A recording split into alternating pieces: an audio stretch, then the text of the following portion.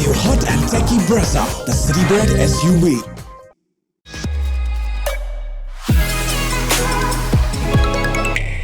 It's among the most lopsided rivalries traditionally in the IPL, but the tables have turned and how in IPL 2024. And as a result, Mumbai Indians make the trip to Eden Gardens, knowing they were the first team eliminated from the race to the playoffs, where they meet a Kolkata Knight Riders who could become the first team to secure its playoff berth. So let's set up match number 60 on Maruti Suzuki Arena, presents ESPN Cricinfo Timeout, powered by JBL, in the company of Mitch McClenaghan and Deep Dasgupta. Thank you for your time, gentlemen. Sorry, just quickly correct your opening statement. They're not, yes, they were the first eliminated, but they're sitting in 8th. I never said they're bottom of the table. We'll just correct that before we move on. Okay, as you were. And that would mean a win for Mumbai Indians.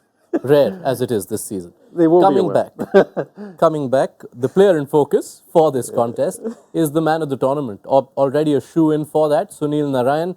He's had an all-timer of a season, and just how good is it? He's on the cusp of history. 39 more runs and 1 more wicket this season, and Sunil Narine will become the first player to have 500 runs and 15 wickets in a single edition of the IPL.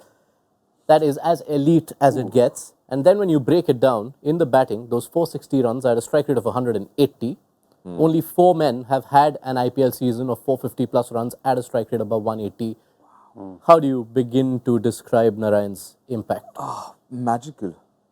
I mean, in terms of impact, even better. I mean, those runs and those wickets might not even tell you the whole story of the impact that he's had this season. Because, yeah, I mean, he's been absolutely brilliant. Because obviously, every time, let's start with the bowling bit. Every time you look at that Kolkata team, you're thinking, take those 4 overs out of the equation. And that's been the case for a very long time. And along with Varun Chakravarti, you're starting to think, you know what, it's not 4 anymore. It's 8 now. And then Stark's starting to, get into some kind of a rhythm now. So it's, he's a banker. With the ball, he's a banker. So you go in, it's like what MI have with Bumrah. It's like, the same kind of an impact, almost same kind of an impact with Sunil Narine and his bowling. Batting-wise, wow. I mean, listen, we are not even talking about Shreyas, Rinku, anyone else. We're just talking about Phil Salt and Sunil Narine and the opening pair, because they've been so good and so consistent that has kind of overshadowed the fact that Shreyas obviously has had a very average, obviously he didn't get too many opportunities, same with Rinku, not much opportunities and stuff. It's a huge, huge season. Yeah, massive. I mean, who said the all-rounder was dead? With the impact sub being introduced, what it's shown is that the average all-rounder doesn't have much of an impact anymore, and Sunil Narine is not that average all-rounder. If you look at that table, since you've got the likes of Watson, Hardik Pandya in his prime, you've Callis. These are high-quality all-rounders, and I think what Sunny's done this year has shown that he is a high-quality all-rounder, and he's been a significant player in their season in terms of where they've got to.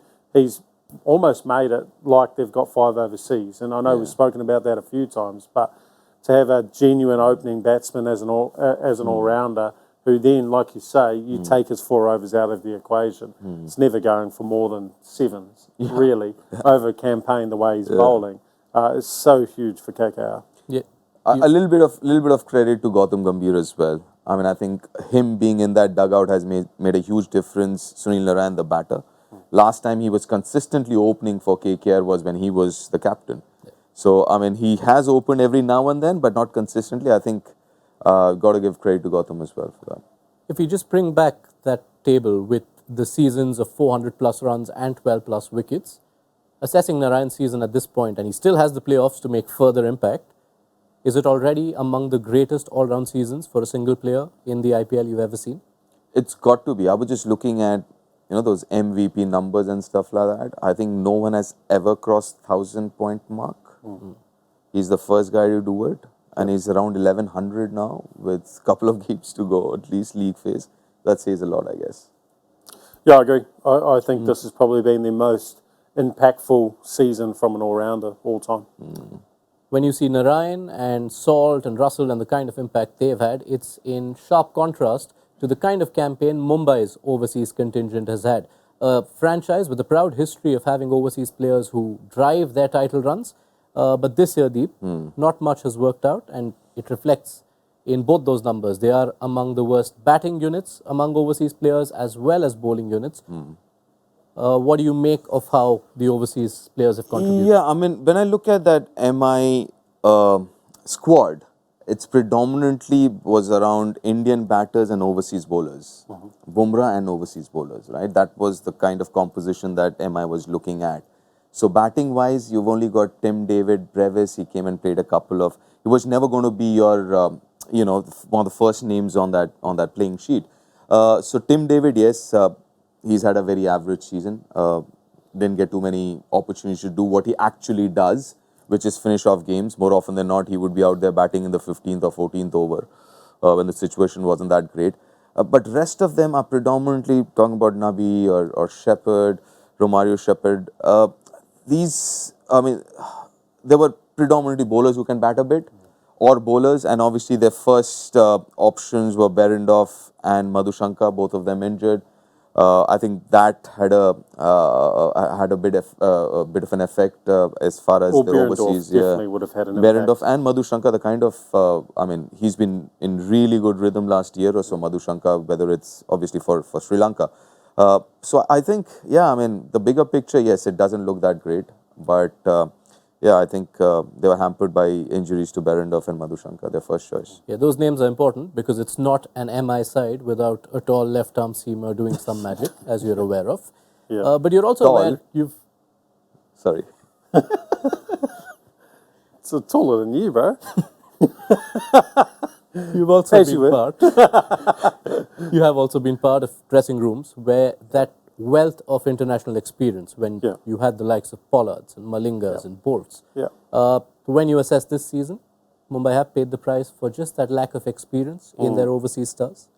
Yeah, correct me if I'm wrong. I think the average international white ball experience for the overseas players is about 844 games. And what's the number for Mumbai's? It's around the 400s, isn't it? Yeah, it's under 500. Under 500. So that's quite a... they're missing a lot of experience when it comes to like game situation under high pressure, and I think Mohammad Nabi is probably actually skews that even further. Yeah.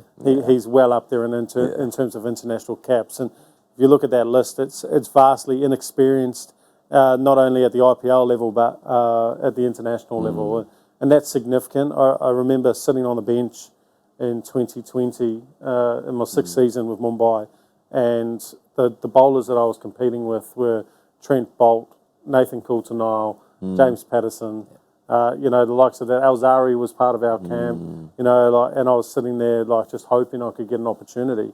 And that was the environment that the local guys like Mohsin Khan learnt under, that wealth of experience, and it does have an impact because when you get high quality overseas internationals who all could and should play.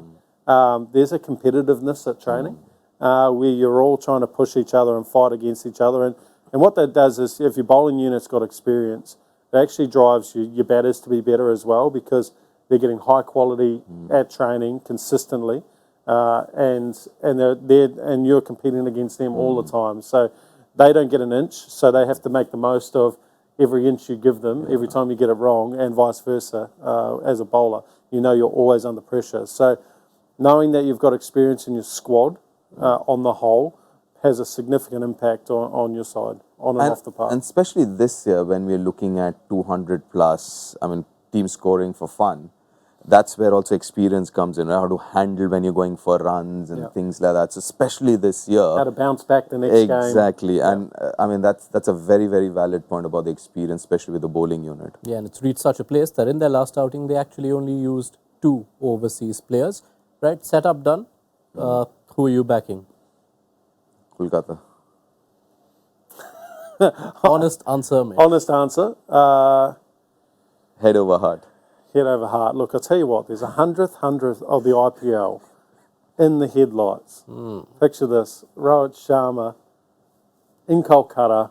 He dominates at Kolkata. He's going to get the 100th of the IPL and lead Mumbai to a win over KKR. All right. So thanks to Mitch McClenaghan. It's a split panel. Last week, Kolkata Knight Riders in the reverse fixture got their first win at Wankhede since 2012. Another win at Eden. They'll not only put the Q in front of their name, they'll also all but guarantee a top 2 finish, and there have only been 2 instances where they've done that. Those years were 2012 and 2014, and don't KKR fans remember those 2 campaigns well. All new hot and techy Brezza, the Citybird SUV.